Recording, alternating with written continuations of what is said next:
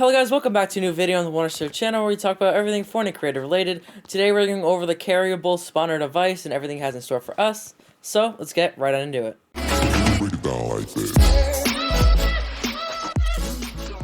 So you can find this device in your content drawer in your devices tab. You can search up Carryable and it will be right here. Place it down and let's get right into the settings of it. So, there's a lot of settings on here. A lot of it's a lot of on and off, which makes it really easy. So the first one here is spawn automatically. Do you want it to spawn automatically just on the game start, or like just spawning automatically on or off? Next here we have time before first spawn. How much time do you want before it spawns the first time? You can set this here. This is in seconds. Next here is spawn automatically. After a respawn automatically, so after it gets destroyed or this carryable device is gone, do you want it to respawn automatically on or off? Next is time before respawn. How much time in seconds do you want before respawning?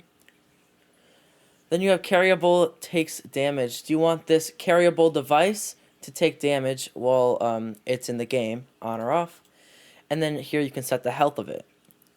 Next here, do you want the health bar to be shown of the amount of health, so it'll show a 200 health bar on the item, on or off? Do you want this item to be thrown, dropped? Do you want it to be thrown or dropped? You can turn it on or off. Next we have drop on carrier takes damage. So whenever the person who's carrying the device takes damage, it will drop the carryable, which is like a boulder which right here, it's like a boulder in our game.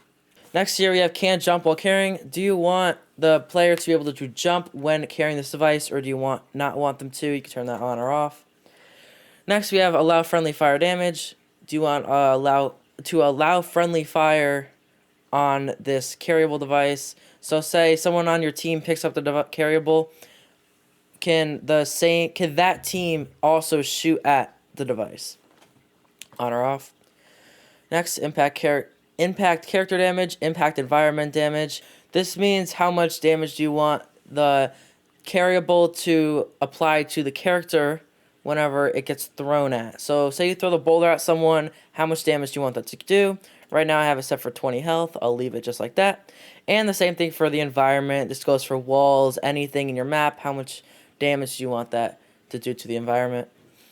Next here we have explode on throw impact, so it will explode. You can turn off explosions. You can, when it hits someone, it'll explode, or if it hits anything, it'll explode. So I'll show you this right now. So if I start the game,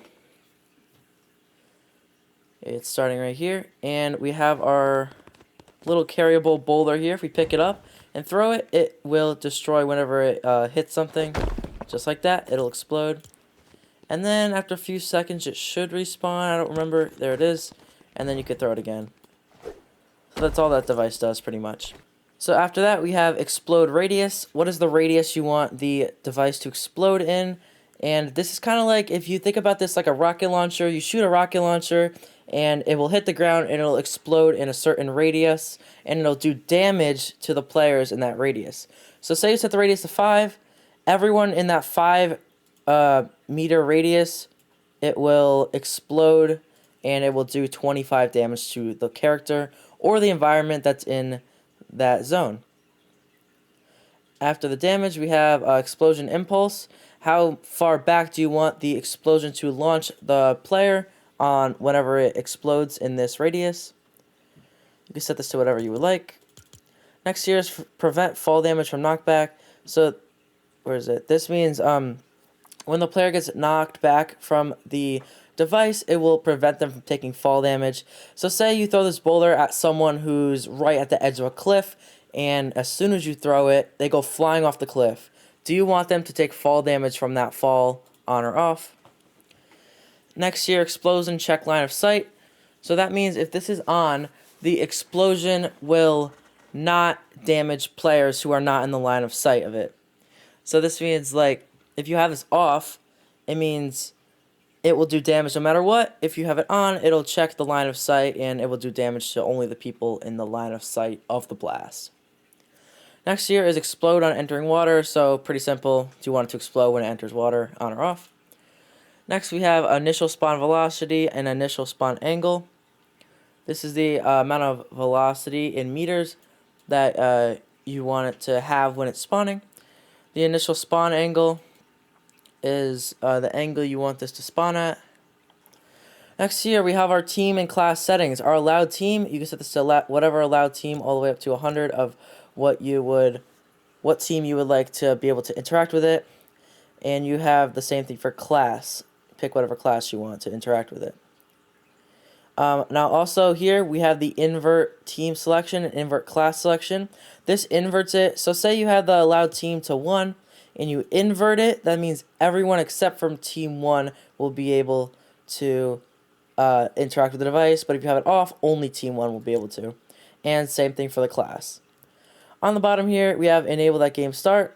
Do you want the device to be enabled as soon as the game starts? Most of you probably do, so I'd keep that on. But if you don't, you can of course turn it off. So since we have the settings done in here, I'm actually going to head over to UEFN, which I'm actually running this on, to show you the other settings of it. So if we pop over here, going to the bottom here in our carryable spawner we have in game, I'm going to do all the functions and events in here because it's just easier to see. So if we come over here, we have the first one here is we have explode, or no, sorry. The first one here we have a spawn, so you can make it spawn on whatever event that you want. So you have spawn, despawn, explode, force instigator to carry. This means it will force the carryable into the instigator's hand, the person who instigated the device. It will force it. And then we have our enable and disable settings. Enable on a event and disable an event. Next here we have the on spawn, on pickup. So on spawn it will send an event, on pickup, on drop, on throw, on explode, on release, on hit by explosion, and on collision. These are all just events, so if this happens it will send out a event to a different device to make something else happen. Now I came in UEFN because I want to show you something different. So if we come over here to the sphere right here, or if we come over to, where is it, in the mesh area, this you can pick the design or the mesh or the material that you would like on this device. So you come over here and pick any material that you want. See that I put on the brick material here. This is one that's in Fortnite that you can select. Once you have it in the game, if you head back over to Fortnite, we have to update the game. So I'm going to run this update real quick. So as you can see, after I push the changes to the Fortnite editor, our ball is now a brick ball. So that is pretty much it for the carryable spawner device. It's just a little device you can pick up and throw. You can use it for mini games or whatever you need it for, really. It's really cool for adventure games and stuff. But if you did enjoy the video, please consider using code T1A Studios in the item shop. We actually have a new code. I'll put it on the screen now. It's just T1A and then the word Studios. That does support the channel a ton, and leave a like and subscribe. We're on our way to 6,000 subscribers. It would be amazing. Thank you guys for all the support, and I know I haven't posted in a while, so here we are. I'll see you on the next one. A sister out.